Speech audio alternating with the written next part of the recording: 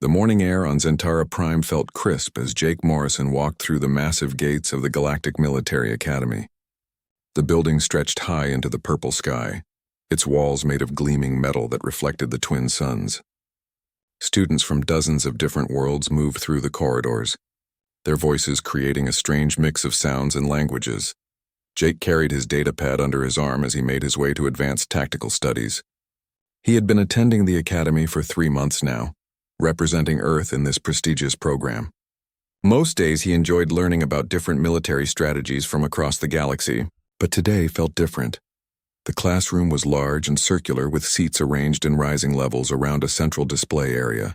Jake took his usual spot near the middle, nodding to a few familiar faces. The Zentari student named Zefkol sat 2 rows behind him, his blue skin shimmering under the artificial lights. Across the room, War Chief Thane from the Draknori Empire took up 2 seats with his massive frame. Professor Vexitar entered the room with his usual dramatic flair. The Krillian instructor stood nearly 8 feet tall, his forearms moving gracefully as he activated the central display system. His large eyes swept across the gathered students before settling on his notes. "Today we will examine primitive military doctrines," Professor Vexitar announced, his voice carrying clearly through the room. "Specifically, we will study how emotional weakness can cripple military effectiveness." Jake shifted in his seat. He had a feeling he knew where this was heading. The professor touched his control pad and images appeared on the main screen. "Let us begin with a recent case study. The humans of Earth have recently implemented what they call rules of engagement and international military law." A wave of quiet chatter rippled through the classroom. Several students turned to look at Jake, who kept his expression neutral. "These humans," Professor Vexitar continued, "have voluntarily banned the use of chemical weapons in warfare. They refuse to target civilian populations directly. They have established rules about treating prisoners and wounded enemies. They even provide medical care to captured opponents." Zefkol laughed loudly from behind Jake. "They treat their enemies better than most species treat their own soldiers." "Indeed," the professor agreed. "Furthermore, humans have banned certain types of ammunition designed to cause maximum damage. They refuse to use biological weapons that could end conflicts quickly. They have even established war crimes that can result in their own soldiers being punished for being too effective in battle." War Chief Thane's deep voice rumbled across the room. "My people have a saying. The enemy you spare today will kill you tomorrow. These humans seem determined to prove this wisdom correct." More laughter filled the classroom. A student from the hive mind clicked his mandibles in what Jake had learned was their version of amusement. "Do they also ask permission before attacking? Perhaps they send formal invitations to battle?" Professor Vexitar raised one of his hands for silence.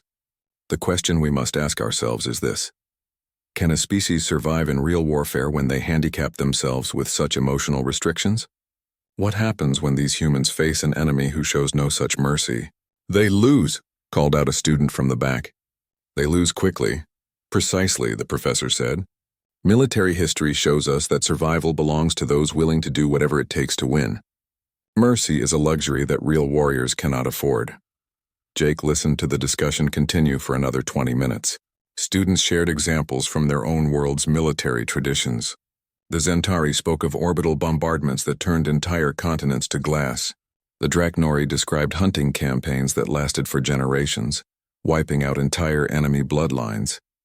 The hive mind explained how they absorbed defeated enemies, making them part of their collective consciousness. As we can see, Professor Vexitar concluded, military effectiveness requires the willingness to use all available tools. The humans' emotional limitations make them unsuitable for serious military operations. They are quite simply too soft for real war.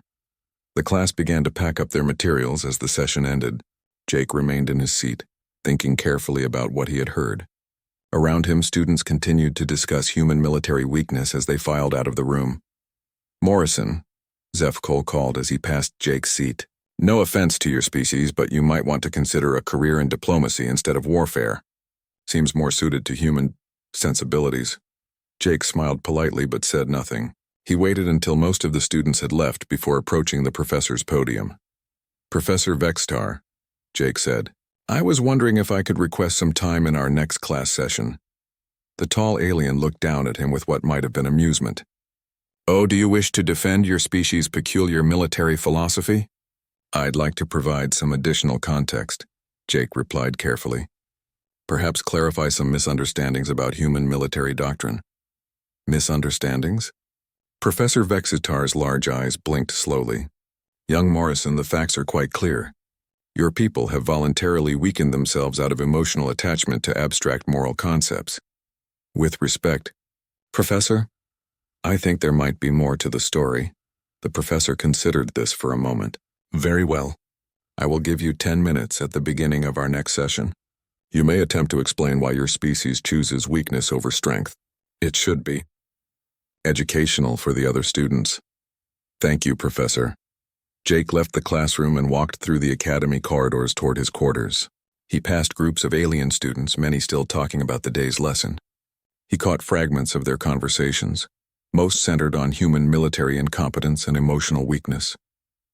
In his room, Jake sat at his desk and activated his communication system. The call took several minutes to connect across the vast distance between Zentara Prime and Earth. "Colonel Hayes speaking," came the familiar voice from his home world. "Ma'am, this is Lieutenant Commander Morrison at the Academy. I need to request access to some classified military footage for an educational presentation." "What kind of footage, Morrison?" Jake explained the situation, describing the classroom discussion and his planned response.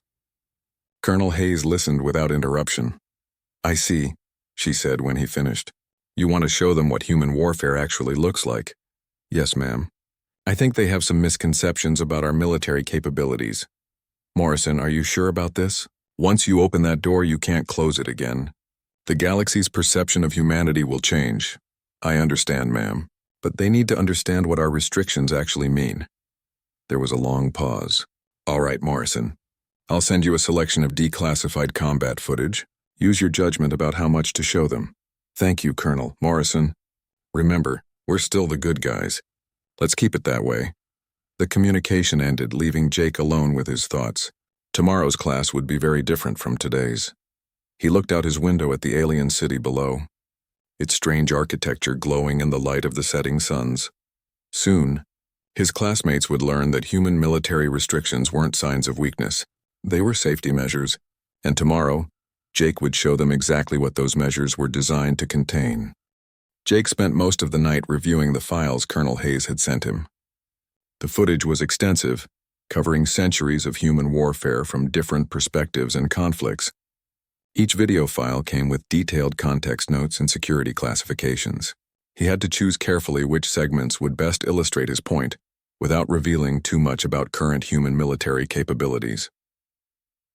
The next morning, Jake arrived at the classroom early to set up the projection system. Professor Vextar entered just as Jake finished connecting his datapad to the main display. "Ah, Morrison," the professor said, his forearms gesturing expressively. "Ready to defend your species' emotional approach to warfare? Ready to provide some context, Professor?" Students began filing into the classroom, many talking excitedly about the previous day's discussion. Jake noticed that word had spread about his planned presentation. More students than usual filled the seats, including several from advanced classes who normally wouldn't attend this session. Zefkol took his usual seat and called out, "Morrison, are you going to show us human military parades? Perhaps some footage of soldiers helping elderly civilians cross streets?" Laughter rippled through the room. War Chief Thane settled into his reinforced chair and rumbled, "I am curious to see how humans justify weakness as strength." Professor Vextar called for order. "Students, Lieutenant Commander Morrison has requested time to present additional information about human military doctrine. I have granted him 10 minutes to clarify his species' position." Jake stood and walked to the center of the room. He looked around at the assembled alien faces, noting the expressions of amusement and barely concealed condescension. "Thank you, Professor," Jake began. "I want to start by saying that you're not entirely wrong about human military restrictions. We do limit ourselves in ways that other species might find strange. Finally, some honesty," muttered a student from the hive mind. "But," Jake continued, "I think there's been a misunderstanding about why we impose these restrictions and what they actually accomplish." He activated the display, showing a simple diagram of human military structure. Let me ask you all a question. When you design a military vehicle, do you include safety systems? War Chief Thane snorted. Safety systems are for the weak. Warriors should focus on destroying enemies, not protecting themselves. Interesting perspective, Jake said. But most species do include some safety measures. Emergency life support, backup navigation, protective armor. These aren't signs of weakness. They're engineering necessities. Professor Vexistar tilted his large head. Your point, Morrison? My point is that human military restrictions serve a similar function. They're not emotional limitations. They're operational parameters designed to achieve specific strategic goals. Zefkol laughed. What strategic goal requires you to heal your enemies and avoid effective weapons? Jake smiled. The strategic goal of winning wars instead of just battles. The room fell quiet for a moment. Jake continued before anyone could respond. You see, we learned something important during our own history of warfare. Unrestricted warfare doesn't just defeat enemies. It destroys the possibility of peace afterwards. It creates cycles of revenge that can last for centuries. It damages the very thing you're trying to protect. A student from the crystalline viridian species spoke up. But surely total victory eliminates the possibility of revenge? That's one approach, Jake agreed. Complete genocide does solve the revenge problem, but it creates other issues. Resource waste, collateral damage, loss of potentially useful populations and technologies. And of course it requires you to become the kind of society that commits genocide. Professor Vextar gestured with two of his arms. This sounds like philosophical speculation, Morrison. Do you have any practical evidence for your claims? Actually, I do, Jake said, touching his datapad. I've brought some footage that illustrates human military doctrine in action. But I should warn everyone, this material is quite graphic. It shows real combat situations with real casualties. The alien students perked up with interest. Most of them came from warrior cultures and were accustomed to violence. This first segment shows human forces during what we call World War II, Jake explained as the display activated. This was a global conflict involving nearly every nation on our planet. The footage showed human soldiers storming a beach under heavy fire. Explosions erupted around them as they ran across open ground toward fortified positions. Many fell, but others kept advancing. Primitive weapons, observed War Chief Thane.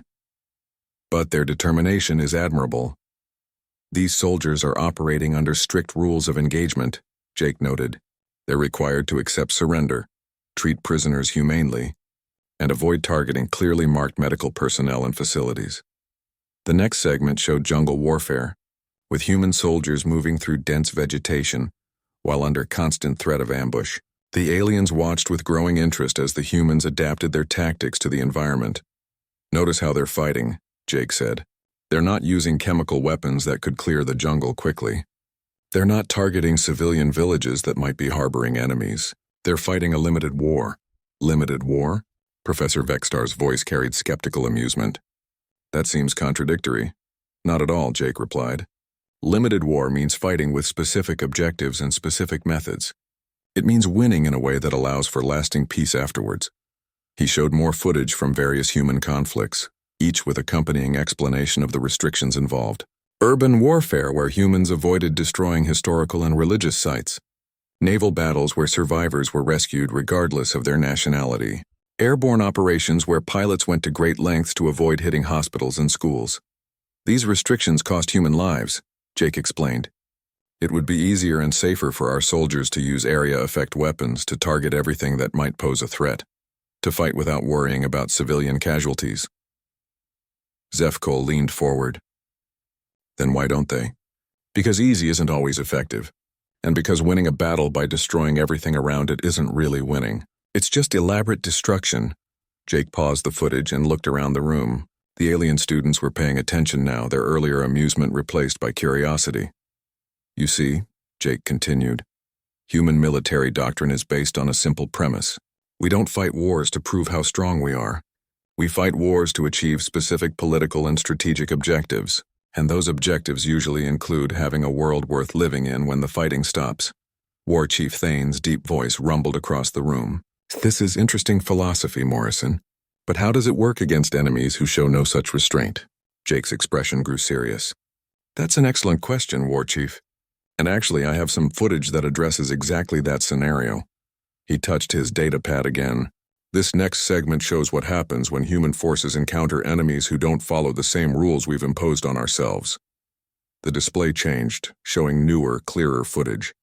The alien students could see human soldiers with more advanced equipment, moving with practiced precision through hostile territory. This is more recent, Jake explained. These are professional human military units facing opponents who use tactics that we've banned ourselves from using.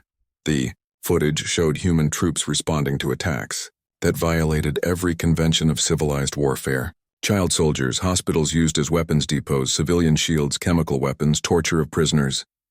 Watch carefully, Jake said quietly.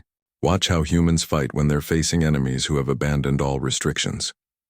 The alien students watched in fascination as the human soldiers on screen adapted in real time. Their tactics became more creative, more ruthless, more effective. They still followed their core restrictions, but they found ways to work around every advantage their unrestricted enemies thought they had. Impressive adaptation, admitted the hive mind representative. But surely they're still handicapped by their emotional limitations. Jake paused the footage and turned to face the class directly. Actually, that brings us to the most important part of this presentation. What you've seen so far is human warfare with restrictions in place. What I'm about to show you is what happens when those restrictions are removed. Professor Vexitar's large eyes focused intently on Jake. The restrictions can be removed. Oh yes, Jake said softly. The restrictions aren't permanent limitations. They're policy choices, and policies can be changed when circumstances require it. The room fell completely silent. Jake could sense the shift in atmosphere as the alien students began to realize they might have misunderstood something fundamental about human military capabilities. Should I continue with the footage? Jake asked. The classroom remained silent as Jake prepared the next segment of footage. The alien students sat forward in their seats, their earlier casual amusement replaced by focused attention. Professor Vexitar had stopped taking notes and was watching Jake with obvious curiosity. This footage comes from our historical archives, Jake began, his voice steady. It shows human warfare from different periods in our development. Some of it predates our current restrictions. The display activated, showing black and white images of massive human armies moving across devastated landscapes. The scale was impressive even by galactic standards, with thousands of vehicles and millions of soldiers coordinated in complex operations. This is from what we call World War II, Jake explained. Before we had established our current limitations on warfare.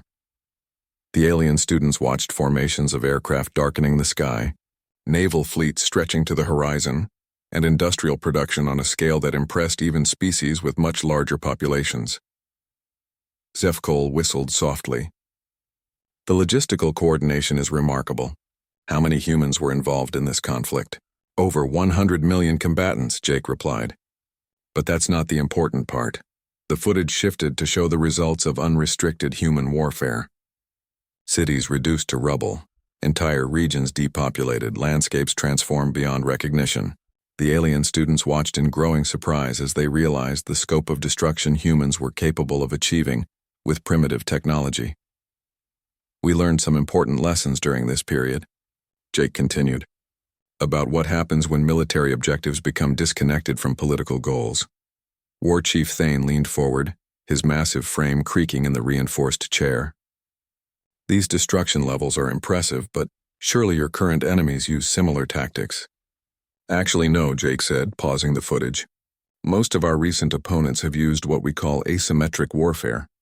They avoid direct confrontation with our military forces and instead target civilian populations or use unconventional tactics. He showed more recent footage, this time in full color with clear audio. Human soldiers moved through urban environments, pursuing enemies who hid among civilian populations and used tactics that violated every convention of civilized warfare. This is from our conflicts in the past few decades, Jake explained. Our enemies use child soldiers, hide weapons in hospitals and schools, execute prisoners publicly, and deliberately target non-combatants. The footage showed human forces responding to these tactics with remarkable restraint. Soldiers risked their own lives to evacuate civilians from combat zones. Medical teams treated wounded enemies alongside their own casualties. Engineers rebuilt infrastructure even while fighting continued in nearby areas. But the alien students also saw something else. They saw human soldiers adapting to impossible situations with creativity that bordered on the supernatural, improvised weapons, jury-rigged equipment, tactical innovations developed in real time under fire. A student from the crystalline Viridian species raised her arm. These humans continue fighting with severe injuries that would incapacitate most species. How do they maintain combat effectiveness? Training and determination, Jake replied. But that's still not the most important part of what I'm showing you. He switched to a different type of footage, showing human special operations forces conducting precision strikes against high-value targets. The alien students watched humans infiltrate heavily defended positions, complete complex objectives, and extract successfully against overwhelming odds. Notice the precision, Jake pointed out. These operations could be accomplished much more easily with area effect weapons or by simply destroying the entire target area. Instead, humans choose the most difficult approach to minimize collateral damage. Professor Vextar interrupted. Morrison, while this is impressive, I'm not seeing evidence that contradicts our assessment. These humans are clearly skilled, but they're still limiting themselves unnecessarily. You're absolutely right, Professor, Jake agreed. They are limiting themselves. The question is why? He paused all footage and turned to face the class directly. Let me ask you something. When you see a military vehicle with safety systems, do you assume the vehicle is weak? Or do you assume it's powerful enough to be dangerous? Powerful systems require safety measures, admitted the hive mind representative. But what does this have to do with military doctrine? Everything, Jake said simply. Human military restrictions aren't signs of weakness. They're safety systems. They exist because human warfare capabilities are dangerous enough to require careful control. He activated a new segment of footage, showing events from earlier in human history. This is what happens when humans remove the safety systems. The screen filled with images that made several alien students recoil in shock. Entire cities vanished in blinding flashes of light. Vast areas became uninhabitable wastelands. Populations simply ceased to exist. Nuclear weapons, Jake said quietly, developed and used during our unrestricted warfare period. These images show the complete destruction of two major population centers. War Chief Thane's voice carried a note of respect for the first time. The energy release is significant. But surely this is your most powerful weapon. Actually, no, Jake replied. This is from 80 years ago using our most primitive nuclear technology. Our current weapons are considerably more advanced. He showed them footage of modern nuclear tests, conducted in remote areas far from any population. The alien students watched in stunned silence as single weapons created explosions visible from orbit. We built these weapons to ensure that no enemy could threaten human survival, Jake explained. But we quickly realized that weapons capable of protecting humanity were also capable of destroying it. The footage continued, showing the development of chemical and biological weapons. Invisible deaths that could spread across continents. Diseases engineered to target specific genetic markers. Toxins that could make entire planets uninhabitable for centuries. Zefkol's blue skin had turned a pale shade. You actually built weapons designed to eliminate entire species? We built weapons designed to eliminate the possibility of defeat, Jake corrected. But in doing so, we also created the possibility of eliminating ourselves. Professor Vextar had gone completely silent, his forearms motionless as he stared at the display. Jake continued the presentation, showing more footage from humanity's unrestricted warfare period. Carpet bombing campaigns that transformed entire regions into moonscapes. Strategic targeting of civilian infrastructure to collapse enemy societies. Psychological warfare designed to break enemy populations completely. This is what human warfare looks like without restrictions, Jake said. Notice that we're not trying to defeat enemies. We're trying to eliminate the concept of enemies. We're not fighting for territory or resources. We're fighting to ensure that the possibility of future conflict is removed permanently. The alien students watched footage of human forces pursuing enemies across multiple star systems, systematically dismantling not just military forces but entire technological and social structures. They saw human engineering core transforming captured worlds, making them incapable of supporting the original populations. We learned to fight wars in a way that made future wars impossible, Jake explained, by making sure there was nobody left who could fight them. A long silence filled the classroom as the implications sank in. Finally, War Chief Thane spoke, his voice much quieter than usual. The restrictions, they're not to protect your enemies. No, Jake confirmed. They're to protect everyone else. Including ourselves. Professor Vextar found his voice. Morrison, are you telling us that human military doctrine is designed to prevent humans from fighting at full capability? Yes, Professor. Our restrictions exist because unrestricted human warfare doesn't just win conflicts. It eliminates the possibility of any future conflicts by eliminating everyone who might participate in them. Jake touched his data pad one more time. I have one more segment to show you. This is classified footage from our first interstellar conflicts, when we encountered other species for the first time. The screen showed human ships moving through space with predatory efficiency. The alien students watched human forces adapt to three-dimensional warfare, zero-gravity combat, and fighting in environments that would kill most other species within minutes. But more disturbing was what they saw in the aftermath footage. Entire star systems quarantined and marked as uninhabitable, space stations dismantled down to their component atoms, no trace remaining of the original inhabitants or their civilization. What happened to the enemy forces? Whispered a student from the back of the room. Jake's expression remained neutral. There are no enemy forces. When humans fight without restrictions, the concept of enemy becomes a temporary classification. The classroom had become completely silent except for the soft hum of the ventilation systems. Jake could see that his audience was beginning to understand something they had not expected to learn. The casual dismissal of human military capability had transformed into something approaching fear. I want to be very clear about what you're seeing, Jake continued, his voice calm and steady. This footage shows what happens when human forces encounter enemies who refuse to follow civilized rules of warfare. The display showed more recent conflicts, this time in full detail. Human soldiers moving through environments that would kill most other species, adapting to weapons and tactics they had never encountered before, and continuing to fight with injuries that should have been fatal. But what disturbed the alien students most was not human endurance or adaptability. It was the methodical nature of how humans approached warfare when restrictions were removed. There was no emotion, no anger, no hatred. Just efficient problem-solving applied to the elimination of threats.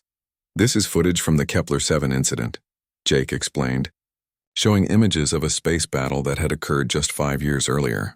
Human colonists came under attack by raiders who were using captured civilians as shields. The alien students watched as human warships maneuvered with precision that defied physics, their pilots pulling maneuvers that should have killed them from acceleration alone. The enemy ships were destroyed with surgical accuracy, despite being surrounded by civilian vessels. How did they avoid hitting the civilian ships? Asked the Viridian student. They didn't avoid hitting them, Jake replied quietly. They went through them. The footage showed human ships using technology that the alien students didn't recognize. Weapons that seemed to phase through matter selectively, targeting only the enemy combatants while leaving civilians unharmed. Engineering that bordered on impossible. War Chief Thane leaned forward, his massive frame tense. That technology, it should not be possible with known physics. You're right, Jake agreed. It shouldn't be possible. But humans have a saying, impossible is just another word for expensive. The footage continued, showing the aftermath of the battle. The enemy raiders had been eliminated completely, their ships reduced to component atoms. But the civilian vessels remained intact, their occupants rescued and returned safely to human colonies. The raiders thought they were safe because they were using human civilians as shields, Jake explained. They assumed humans would follow the same logical constraints that other species accept. Professor Vexitar's large eyes blinked slowly. But humans developed technology specifically to circumvent those constraints. Yes. When humans encounter a military problem they cannot solve with existing methods, they create new methods. When they encounter enemies who use tactics that defeat conventional warfare, they develop unconventional warfare. Jake showed them more footage, this time from conflicts where human forces had faced technologically superior opponents. The alien students watched in fascination as humans turned their technological disadvantages into tactical advantages. This is from the Rigel conflict, Jake said, showing human forces fighting against an enemy equipped with weapons decades ahead of human technology. The enemy had better ships, better weapons, better defensive systems. The footage showed human forces losing every conventional engagement, their ships being destroyed or disabled by weapons they couldn't match. But then the tactics changed. Watch carefully, Jake instructed. See how humans respond to superior technology. The alien students watched human forces abandon conventional space warfare entirely. Instead of trying to match superior weapons, humans began using tactics that made those weapons irrelevant. Ships designed to ram enemy vessels and detonate. Weapons that damaged enemy systems from the inside. Soldiers who fought in environments where the enemy's technological advantages meant nothing. They adapted faster than we thought possible, Jake continued. Within weeks, they had developed countermeasures for weapons that took their enemies decades to perfect. But the most disturbing footage showed what happened after humans had neutralized their enemies' technological advantages. The alien students watched human forces systematically dismantling not just enemy military capabilities, but their entire technological and industrial infrastructure. Why didn't they just accept surrender? Asked Zefkol, his blue skin now pale with understanding.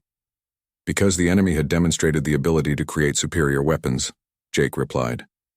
Humans determined that allowing that technological capability to continue existing represented an unacceptable future threat. The footage showed human engineering teams working with terrifying efficiency. Entire planets were stripped of their industrial capacity. Research facilities were dismantled and their data destroyed. Populations were relocated to worlds where they could not rebuild their technological base. We call it threat elimination, Jake explained. It's not enough to defeat an enemy if they retain the capability to become a threat again in the future. Professor Vexitar's voice carried a note of horror. You're describing the complete destruction of entire civilizations. No, Professor. Destruction implies waste. This is more like disassembly. Useful components are preserved and repurposed. Dangerous components are eliminated. Populations are preserved but relocated to environments where they cannot recreate the dangerous components. The alien students stared at the footage in stunned silence. They were watching the methodical transformation of enemy star systems into resources for human expansion. The populations, War Chief Thane asked quietly. What happens to them? They're relocated to suitable worlds and provided with technology appropriate for peaceful development, Jake replied. Humans don't practice genocide. We practice strategic relocations. And if they resist relocation, pressed the hive mind representative. Jake's expression remained neutral. Resistance requires resources and organization. Once those are removed, resistance becomes impossible. He showed them footage of former enemy populations living on human-administered worlds. The aliens in the footage appeared healthy and well cared for, but they were clearly living at a pre-industrial technology level despite having previously possessed advanced spacefaring capabilities. They look content, observed the Viridian student. Humans are very good at creating stable, peaceful societies, Jake agreed. When we remove the capability for warfare from a population, they tend to focus on more constructive activities. The footage continued, showing more examples of human conflict resolution. In every case, the pattern was the same. Initial resistance, rapid human adaptation, complete neutralization of enemy capabilities, and peaceful integration of enemy populations into human-administered systems. This is why we have restrictions, Jake said as the footage ended, because unrestricted human warfare doesn't just defeat enemies. It eliminates the possibility of any future conflict by removing the capability for conflict from all participants. Professor Vexitar's forearms moved nervously. Morrison, what you're describing, it's not warfare. It's absorption. That's one way to look at it, Jake agreed. Humans prefer to think of it as problem-solving. A hostile species represents a problem. We solve problems by removing the conditions that make them problematic. War Chief Thane's deep voice rumbled with a new understanding. The restrictions, they allow enemies to continue existing. Exactly, Jake confirmed. When humans fight with restrictions, we accept that our enemies will survive the conflict.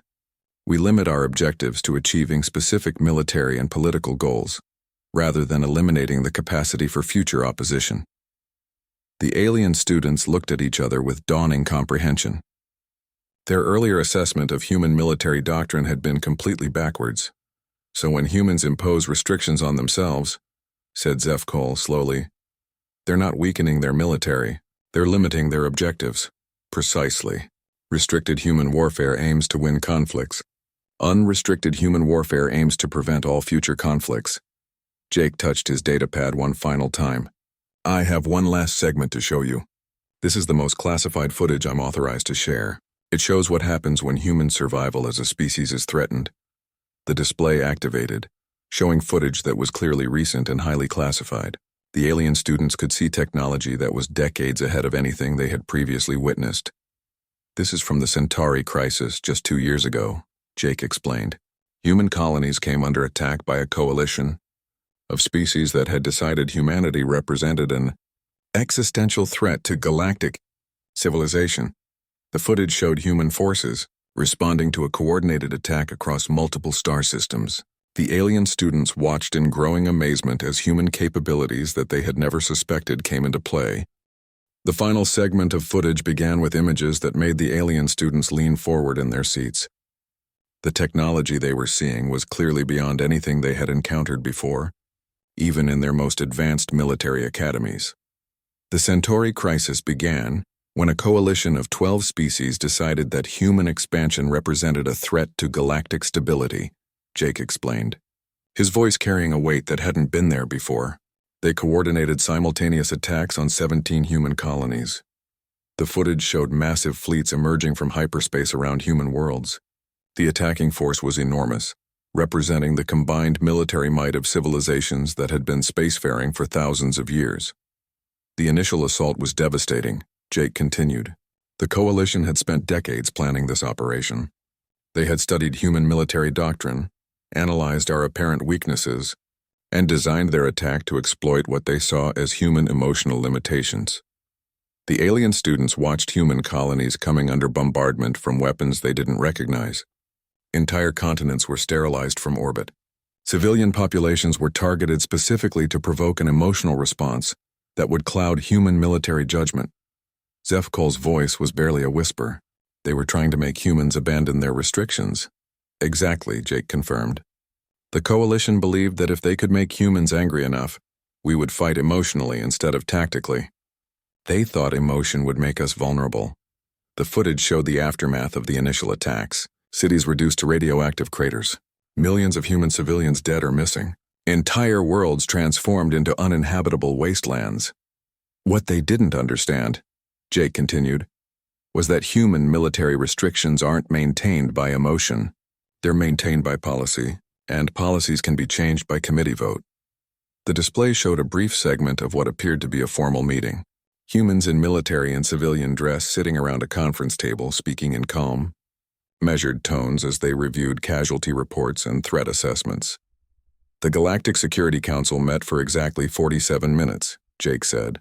At the end of that meeting, they voted unanimously to reclassify the crisis as an existential threat to human survival.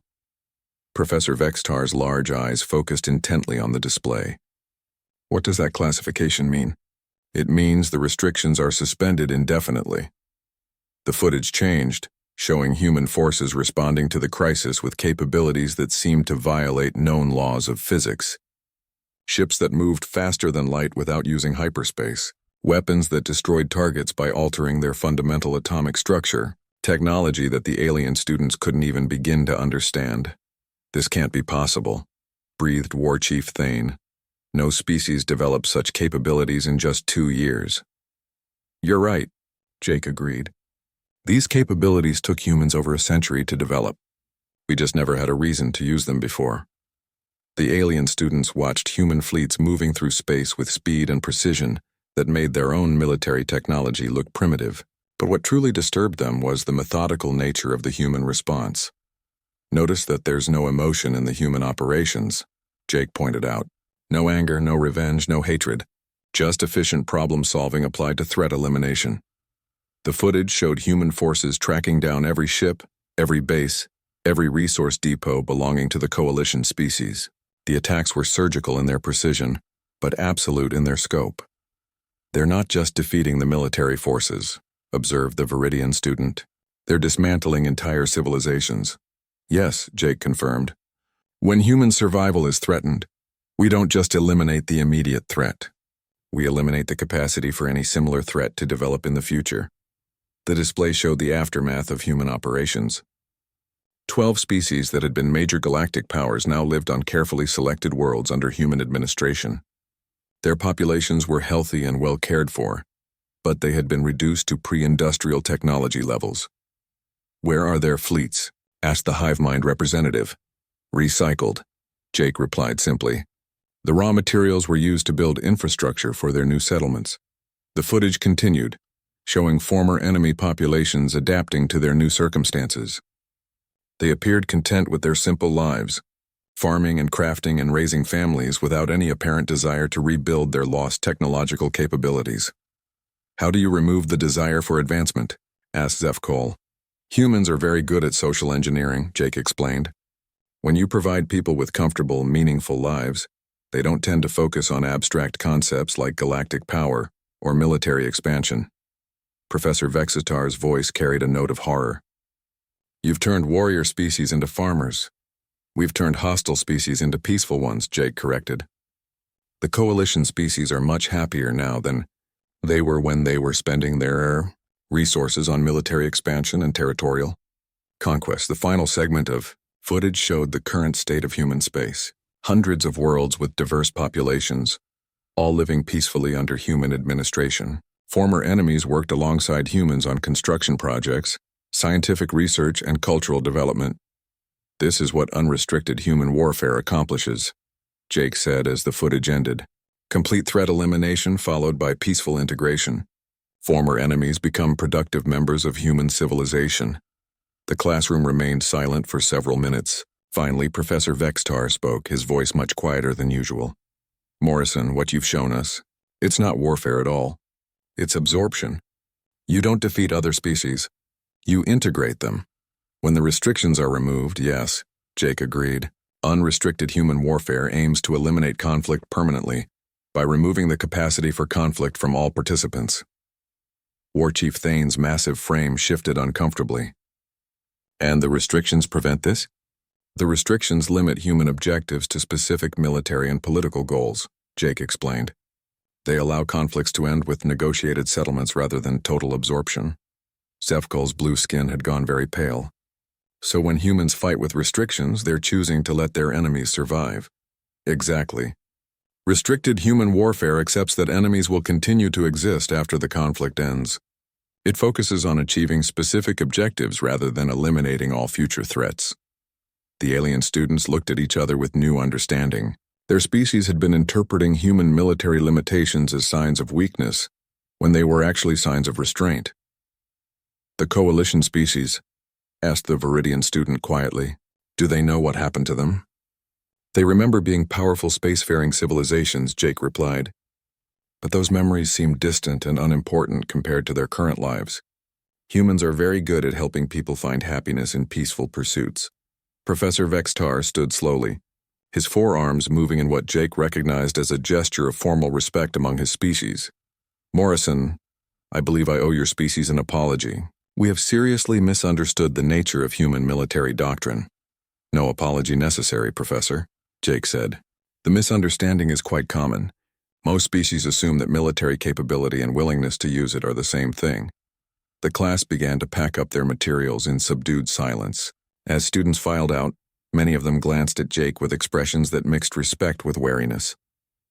War Chief Thane paused at Jake's seat as he left. Morrison, I have one more question. Yes, War Chief? How many species have chosen to fight humans without restrictions? Jake's expression remained neutral. None that are still capable of making such choices. After the room had emptied except for Jake and Professor Vexistar, the alien instructor approached him. Morrison, will you be reporting this conversation to your superiors? I'll be filing a standard educational report, Jake replied. Why do you ask? Because I suspect that news of this presentation will spread far beyond this academy. The galaxy's perception of humanity is about to change significantly. Jake nodded thoughtfully. Professor, can I ask you something? Of course. Now that you understand what human military restrictions actually represent, what do you think about our policies? Professor Vextar's large eyes blinked slowly. I think, Morrison, that the galaxy should be very grateful that humans prefer to be the good guys. Jake gathered his materials and headed for the door. Yes, Professor. We should all hope it stays that way.